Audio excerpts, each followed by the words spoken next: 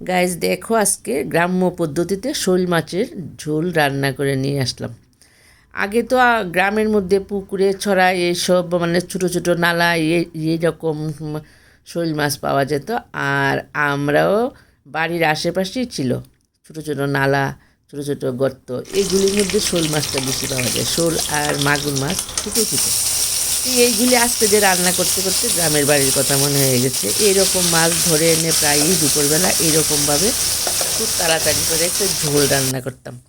আর সেই রান্নাটা আজকে তোমাদের সঙ্গে শেয়ার করলাম। মাছটা পেয়ে বেশ ভালোই লাগলো, ওই ছোটোবেলার কথা মনে পড়েছে। আর দেখো, এখানে আমার কিছুই নেই, আমি হাম্বুল দিস্তা এই পেঁয়াজ আর কাঁচা লঙ্কাটা ছেঁচে নিয়েছি, ছেঁচে ঝোলটা দিলাম। সঙ্গে যদিও একটা তেজপাতা ছিল, দুটো তেজপাতা দিয়ে। আর এইরকমভাবে ঝোলটা গরম গরম ভাতের সঙ্গে দুপুরবেলা গরম গরম খুবই ভালো লাগে।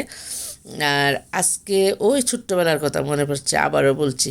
আর দেখো, এখানে সব মশলা দিয়ে দিলাম। মশলা হলো, এখানে আছে ধনিয়ার গুঁড়া, জিরের গুঁড়া, হলুদ আর লাল লঙ্কা একটু। কাঁচা লঙ্কা রান্নাটাই তো খুব স্বাদ হয়। আর এখানে লাল লাল একটা লঙ্কা দেওয়ার অর্থটা হলো একটু কালারটা ভালো আসে।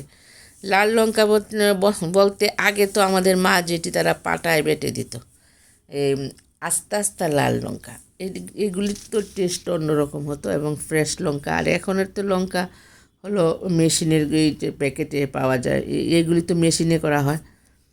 আর প্যাকেটের মশলা দিয়ে রান্না তো এখন সবাই করে, আমরাও করি। এখন গ্রামে গঞ্জে সবখানেই প্যাকেটের মশলা দিয়েই করে, কারণ আমি তো আমার বাবার বাড়িতে প্রায়ই যাই, দেখি এই ধরনের রান্নাই এখন হয়। আর দেখো কত সুন্দর করে মানে এইভাবে কষিয়ে টষিয়ে পেঁয়াজ কাঁচা লঙ্কা সব কিছু দিয়ে কষিয়ে এখন একটু ঝোল দিয়ে দিলাম। এই ঝোলটা সত্যি গরম গরম ভাতের সঙ্গে ভীষণই ভালো লাগে। তেজপাতা দিয়ে খালি মাছের ঝোল, এটা মোটামুটি কমন রান্না আর কমন খাবার।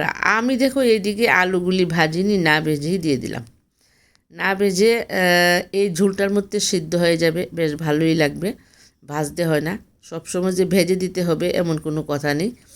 আমরা যেমন মাংসের মধ্যে অনেক সময় না ভেজে দিয়ে দিই, আর এখানেও ঝোলটার মধ্যে এই ঝোলে দিলাম, বেশ ভালোই হবে, খারাপ হবে না খাওয়াটা। আগে এরকমই আমরা মাঝে মাঝে করে নিতাম, কাঁচা আলু দিয়ে তাজা মাছের ঝোল, সত্যি ভীষণ স্বাদ, খেয়ে দেখতে পারো। এখন দিয়ে দিলাম একটু আদা।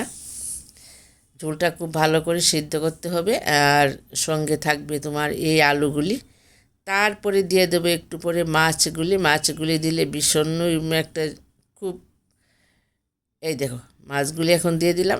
আর একদম কড়াইটা পরিপূর্ণ হয়ে গেল।